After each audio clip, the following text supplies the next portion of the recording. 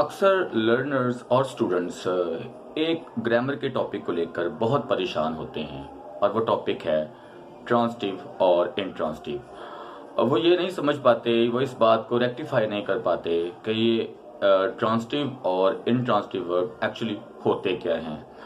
ये कन्फ्यूजन बहुत से स्टूडेंट्स को रहती है। तो इस वीडियो में हम कोशिश करेंगे कि आपकी इसी कन्फ्यूजन को दूर करें कि ट्रांजिटिव और इंट्रांजिटिव वर्ब एक्चुअली होते क्या हैं।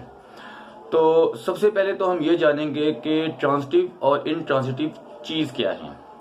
देखें, ऐसा वर्ब जो सब्जेक्ट के साथ मिलकर, सिर्फ सब्जेक्ट के साथ मिलकर अपना मीनिंग शो कर दे, अपने सेंस को क्लियर कर दे, तो ऐसे वर्ब्स को हम इंट्रांजिटिव वर्ब्स कहते हैं कि हमें इसमें ऑब्जेक्ट की ज़रूरत नहीं।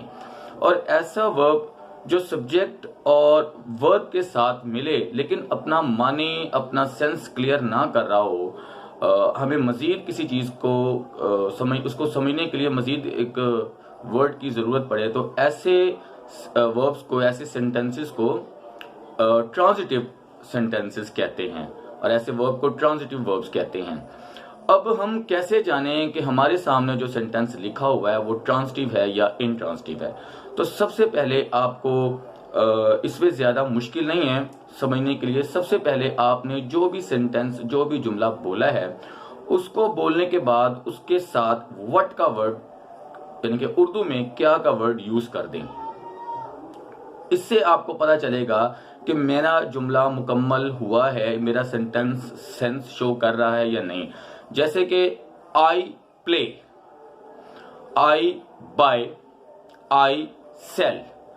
अब I play, I buy, I sell में हमें कंफ्यूजन है, अभी क्लैरिफाई नहीं हो रहा। अभी हमें क्लियरेंस चाहिए कि आई प्ले मैं क्या खेलता हूँ, आई बाय मैं क्या खरीदता हूँ, आई सेल मैं क्या बेचता हूँ।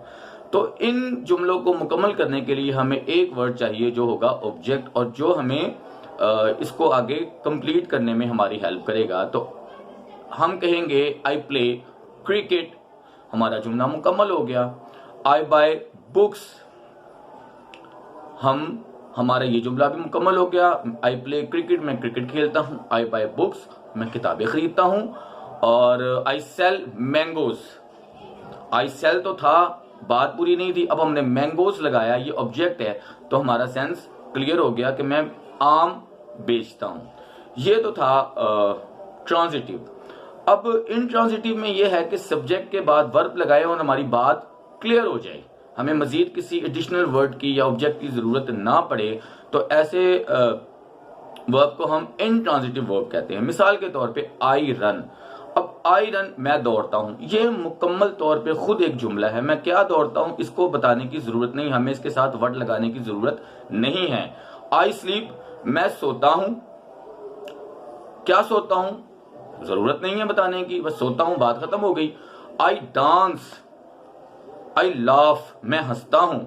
तो इनमें हमें जो है वो एडिशनल कोई भी वर्ड लगाने की जरूरत नहीं पड़ी। तो ऐसे वर्ड जिसमें हमें एडिशनल कोई वर्ड नहीं लगाना पड़े, सब्जेक्ट और वर्ब खुद ही अपनी सेंस को क्लियर कर दें और एडिशनल हमें कोई जरूरत ना पड़े ऑब्जेक्ट लगाने की, तो ऐसे वर्ब्स को हम इंट्रांजिटिव कहेंगे। और जब हमें वर्ब के साथ जरूरत पड़े ऑब्जेक्ट लगाने की, डिपेंडेंट हो जाए हमारा सेंटेंस कि हमें ऑब्जेक्ट लगाना है, तो ऐसे वर्ब्स और ऐसे सेंटेंसेस को हम ट्रांजिटिव कहेंगे।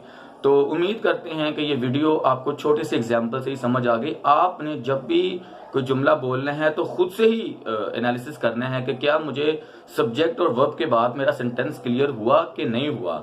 अगर नहीं हुआ तो फिर हमें ऑब्जेक्ट का सहारा लेना पड़ेगा, और अगर क्लियर हो गया तो हमें ऑब्जेक्ट का सहारा नहीं लेना पड़ेगा।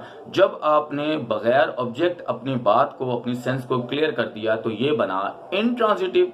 और अगर आपको सब्जेक्ट लगाना पड़ा तो ये बना ट्रांजिटिव। अब आप अपनी रूटीन लाइफ में जब भी कोई जुमला बोलें, आप सबसे पहले उसके साथ व्हाट लगा के देख लें, क्या लगा के देख लें। क्या आपको लगता है कि व्हाट लगा के आप जो जुमला बोल रहे हैं, जो सेंटेंस आप बोल रहे हैं, तो उसमें हमें कोई ज़रूरत है आगे कोई ऑब्जेक्ट लगाने की? अगर नहीं है तो आप समझ जाएं कि ये इंट्रांजिटिव है, अगर है तो समझ लें फिर ये ट्रांजिटिव है। उम्मीद करता हूँ कि इस छोटी सी वीडियो में आपको ये कन्फ्यूजन जो दूर करने की कोशिश की है दूर होगी। मिलते हैं आपसे अगली वीडियो में।